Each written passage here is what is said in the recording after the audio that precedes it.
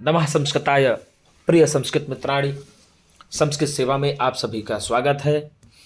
हम लोग पढ़ रहे हैं महाकवि भारवी द्वारा विरचित किरातार्जुनीय महाकाव्य का प्रथम सर्ग, जिसमें हम लोगों ने 1 से 43 श्लोकों का अध्ययन कर लिया है और उसी में हम लोगों ने परीक्षा दृष्टि को ही पढ़ लिया है।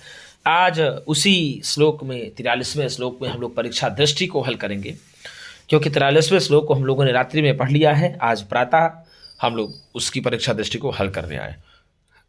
हमने पहले भी बताया है कि परीक्षा दृष्टि ये जो है, हम पुस्तक गुरु जी की हमारे संस्कृत गंगा प्रकाशन की है, उससे लिए हुए हैं।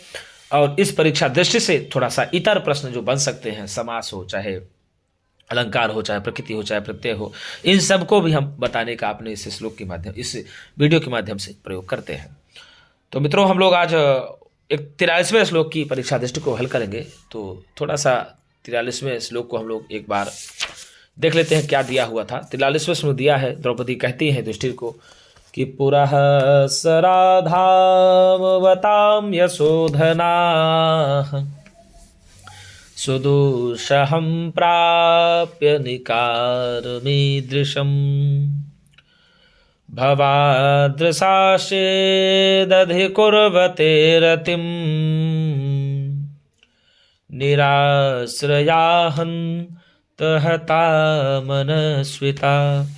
द्रौपदी जी ने युधिष्ठिर को कहा कि हे महाराज, हे राजन, तेजस्वियों में अग्रणी तथा यश रूपी धन वाले आप जैसे लोग यदि इस प्रकार के अतीव दुख या दुस्सह अपमान को प्राप्त करके भी संतोष करते हैं, तो बड़े खेद की बात है, बड़े आश्चर्य की बात है कि मनस्विता अपने आप आश्रयहीन होकर के नष्ट हो गई है। मुझे ऐसा लगता है कि अब मानवता के लिए तो कोई जगह ही नहीं बची है।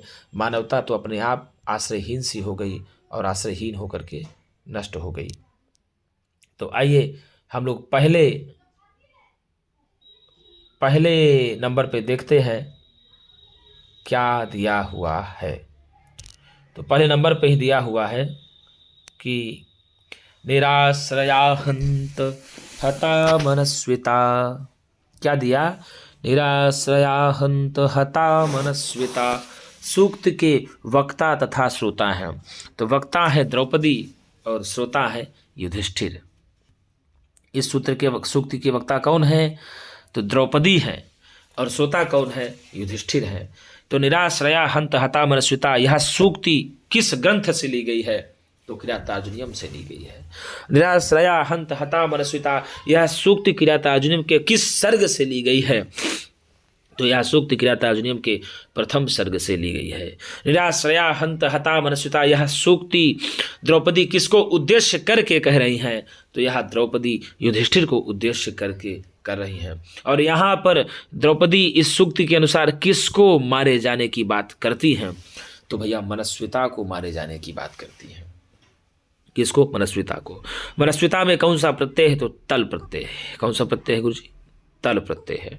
और निराश्रया कौन हो गई? आश्रयहीन द्रौपदी किसको बताई है? तो आश्रयहीन द्रौपदी मनस्विता को बताती हैं। मनस्विता को आश्रयहीन द्रौपदी बताती है किससे? तो आप बताएंगे मनस्विता को आश्रयहीन बता रही हैं द्रौपदी युधिष्ठिर से। युधिष्ठिर से द्रौपदी किसको आश्रयहीन सी बता रही हैं? तो युधिष्ठिर से द्रौपदी मनस्विता को आश्रयहीन सी बता रही है। तो इस प्रकार से यदि प्रश्न किसी भी प्रकार से बने तो आप प्रश्न का उत्तर लगा लेंगे। भवादृशाश्चेद अधिकुर्वते रतिम में, भवादृशा पद है किसके लिए? युधिष्ठिर के लिए। भवादृशाश्चेद अधिकुर्वते रतिम, यह पद किसके लिए कहा गया है? युधिष्ठिर के लिए कहा गया है। तो भवादृशाह में कौन सी भक्ति, कौन सा वचन है? तो भवादृश शब्द से प्रथमा विभक्ति बहुवचन है। कौन सा वचन है? प्रथमा विभक्ति बहुवचन है। भवादृशाह पद से किसका बोध होता है? तो युधिष्ठिर का बोध होता है। यहाँ पर रतिम, रति को रतिम कुर्वते, यहाँ रतिम का अर्थ क्या होगा? तो यहाँ रतिम का अर्थ होगा संतोष। क्या होगा गुरुजी? रतिम पद का अर्थ होता है संतोष। अधिकुर्वते, तो अधिकुर्वते में अधि उपसर्ग पूर्वक क्या कहेंगे? अधि उपसर्ग पूर्वक क्री धातु से कौन सी धातु है? आदि उपसर्ग पूर्वक क्री धातु। लट लकार आत्मनेपदी प्रथम पुरुष बहुवचन का रूप हुआ। रूप चलता है अधिकुर्वते, अधिकुरुते, अधिकुर्वाते, अधिकुर्वते, अधिकुरुषे, अधिकुर्वाते, अधिकुरुध्वे, अधिकुर्वे, अधिकुर्वहे, अधिकुर्महे, ऐसे रूप चलता है। ववादशास चेत में कौन सी संधि है? तो भैया विसर्ग संधि है। और चेद अधिकुर्वते रति में कौन सी है? तो चेत धन अधिकुर्वते में पदांत जस्व संधि हो जाएगी, चेत अधिकुर्वते में बन जाएगी, ठीक है ना। और यह पंक्ति किसके लिए कही गई है? तो यह पंक्ति युधिष्ठिर के लिए कही गई है। यह पंक्ति युधिष्ठिर के लिए कौन कह रही है? तो यह पंक्ति युधिष्ठिर के लिए द्रौपदी कह रही है। कौन कह रही है गुरुजी? यह पंक्ति युधिष्ठिर के लिए द्रौपदी कह रही है। यशोधनाह पद से किसका बोध होता है? तो यशोधनाह पद से युधिष्ठिर का बोध होता है। युधिष्ठिर के लिए द्रौपदी ने क्या कहा? यशोधनाह का। यशोधनाह में कौन सा समास है? यशोधनाह में यदि पूछ ले कि कौन सा समास होगा तो बता दें आपको गुरुजी, यशः एव धनम येषाम। क्या कहेंगे गुरुजी? यशः एव धनम येषाम। यशः एव धनम येषाम ते बराबर यशोधनाः में बहुव्रीहि समास। कौन सा गुरु? बहुव्रीहि समास। तो क्रियातार्जुनीय में यश रूपी धन वाला किसको बताया गया है? युधिष्ठिर को बताया गया है। युधिष्ठिर को क्रियातार्जुनीय में क्या बताया गया है? यश रूपी धन वाला बताया गया है। यश रूपी धन वाला युधिष्ठिर को किसने बोला है? तो द्रौपदी ने बोला है। द्रौपदी ने यश रूपी धन वाला संबोधन किसके लिए प्रयुक्त किया है? तो युधिष्ठिर के लिए प्रयुक्त किया है। धामवताम पद में कौन सी विभक्ति और कौन सा वचन है? यदि आपसे पूछ ले कि धामवताम पद में कौन सी विभक्ति कौन सा वचन है तो षष्ठी विभक्ति बहुवचन है और शब्द है धामवत शब्द है। धामवताम में शब्द कौन सा है? धामवत। धामवत शब्द है। यह हालंत पुल्लिंग का रूप है और षष्ठी विभक्ति बहुवचन का रूप है। तो धामवताम किसको कहा गया? तेजस्वियों में। धामवत का अर्थ, धामवताम का अर्थ क्या होगा? तेजस्वी। क्या होगा गुरु जी? तेजस्वी में। तो तेजस्वी में अग्रणी द्रौपदी ने किनको बताया है? तेजस्वी में अग्रणी द्रौपदी ने युधिष्ठिर को बताया है। युधिष्ठिर को द्रौपदी ने क्या बताया है? तेजस्वी में अग्रणी। तेजस्वी में अग्रणी युधिष्ठिर को कौन बताती है? तो आप बताएंगे द्रौपदी बताती है। कौन बताती है गुरु? द्रौपदी बताती है। निकारम पद का अर्थ क्या है? अपमान। क्या करता है? अपमान। तो अपमान को सह लेते हैं कौन? युधिष्ठिर। अर्थात अपमान को सहने वाला द्रौपदी किसको बताती है? युधिष्ठिर को बताती है। और हता में कौन सा प्रकृति प्रत्यय है? तो हन धातु से क्ता और टा प्रत्यय लग करके बन जाता है हता। हन धातु से क्ता और टा प्रत्यय लग करके क्या बनता है गुरुजी? हता बनता है। क्या बनता है? हता बनता है।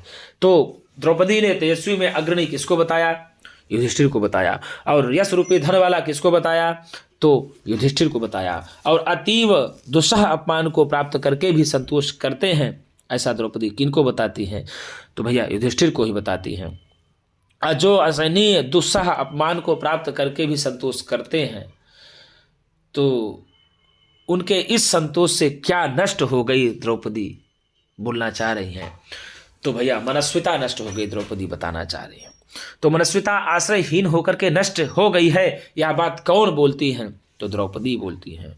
मनस्विता आश्रयहीन होकर के नष्ट हो गई, यह बात द्रौपदी किस ग्रंथ में कहती है? तो किरातार्जुनीय महाकाव्य के प्रथम सर्ग में कहती है।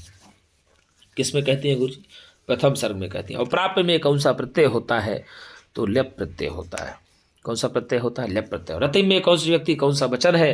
तो रतिम में द्वितीय विभक्ति एक वचन है। कौन सी व्यक्ति कौन सा वचन है? द्वितीय विभक्ति एक वचन है। निकारम में कौन सी व्यक्ति कौन सा वचन है? तो निकारम में भी द्वितीय विभक्ति एक वचन है। इस प्रकार के दुख को यदि आप सहन करते हैं तो, अपमान को भी प्राप्त करके भी यदि संतोष करते हैं तो खेद की बात है कि आश्रयहीन होकर के मनस्विता नष्ट हो गई। कितना बढ़िया द्रौपदी ने कहा है। तो किरातार्जुनीय महाकाव्य के रचनाकार कौन है? तो किरातार्जुनीय महाकाव्य के रचनाकार महाकवि भारवी है। महाकवि भारवी ने किरातार्जुनीय महाकाव्य की रचना कितने सर्गों में की है? तो 18 सर्गों में की है। किरातार्जुनीय महाकाव्य का प्रधान रस है, तो किरातार्जुनीय महाकाव्य का प्रधान रस है वीर रस है। वीर रस प्रधान महाकाव्य है, किरातार्जुनीयम है। और किरातार्जुनीयम महाकाव्य में रीति कौन सी है? तो पांचाली है। लेकिन किरातार्जुनीयम महाकाव्य के प्रथम सर्ग की रीति है वैदर्भी रीति है। कौन सी रीति है? वैदर्भी रीति है। किरातार्जुनीयम महाकाव्य के मंगलाचरण, किरातार्जुनीयम महाकाव्य में मंगलाचरण किस प्रकार का है? तो वस्तु निर्देशात्मक मंगलाचरण है। किस शब्द से किरातार्जुनीयम महाकाव्य का प्रारंभ होता है? श्री शब्द से प्रारंभ होता है। किरातार्जुनीयम महाकाव्य के प्रथम श्लोक का वक्ता कौन है? तो वनेचर है। किरातार्जुनीयम महाकाव्य में वनेचर युधिष्ठिर से मिलने के लिए कहाँ आता है? तो किरातार्जुनीयम महाकाव्य में वनेचर युधिष्ठिर से मिलने के लिए द्वैत वन में आता है। द्वैत वन में युधिष्ठिर से मिलने के लिए कौन आता है? तो वनेचर आता है। वनेचर कहाँ का वृत्तांत जान करके सारा कुछ युधिष्ठिर को बताता है। हस्तिनापुर का सारा वृत्तांत जान करके युधिष्ठिर को बताता है। युधिष्ठिर हस्तिनापुर का सारा वृत्तांत किससे बताता है? युधिष्ठिर हस्तिनापुर का सारा वृत्तांत वनेचर को बताता है। वनेचर से सुनने के पश्चात सारा वृत्तांत युधिष्ठिर कहाँ जाते हैं? तो द्रौपदी के सभा भवन में जाते हैं। और द्रौपदी ने किसको उलाहना दिया है? द्रौपदी ने युधिष्ठिर को उलाहना दिया है। द्रौपदी ने सर्वप्रथम किसकी दुर्दशा का वर्णन किया है? द्रौपदी ने सर्वप्रथम भीम की दुर्दशा का वर्णन किया। भीम की दुर्दशा के पश्चात द्रौपदी ने किसकी दुर्दशा का वर्णन किया है? तो अर्जुन की दुर्दशा का वर्णन किया है। अर्जुन की दुर्दशा के पश्चात द्रौपदी ने किसकी दुर्दशा का वर्णन किया है? तो नकुल और सहदेव दोनों जुड़वा भाइयों की स्थिति की दुर्दशा का वर्णन किया है। और नकुल और सहदेव की स्थिति की दुर्दशा का वर्णन करने के पश्चात द्रौपदी ने किसको उलाहना दिया है? तो द्रौपदी ने फिर उसके बाद स्वयं युधिष्ठिर की बुद्धि को बताती हैं कि आपकी बुद्धि पता नहीं किस प्रकार की है, जिसको मैं जान नहीं पा रही हूँ। और चित्त की वृत्तियाँ जो है, मनोवृत्तियाँ जो है विचित्र होती हैं, इसलिए मैं नहीं जान पा रही हूँ। ऐसा युधिष्ठिर को उलाहना देते देते 43वें श्लोक तक उलाहना देती है मित्रों। तो मित्रों आज के लिए इतना ही। हम पुनः एक नई वीडियो के साथ मिलेंगे। तब तक के लिए नमः संस्कृताय, सुप्रभातम। आप सभी को पुनः एक बार नूतन वर्ष की बहुत बहुत हार्दिक शुभकामना एवं मंगल कामनाएं। आप लोग इसी प्रकार से नित्य नूतन ऊंचाइयों को प्राप्त करते रहें।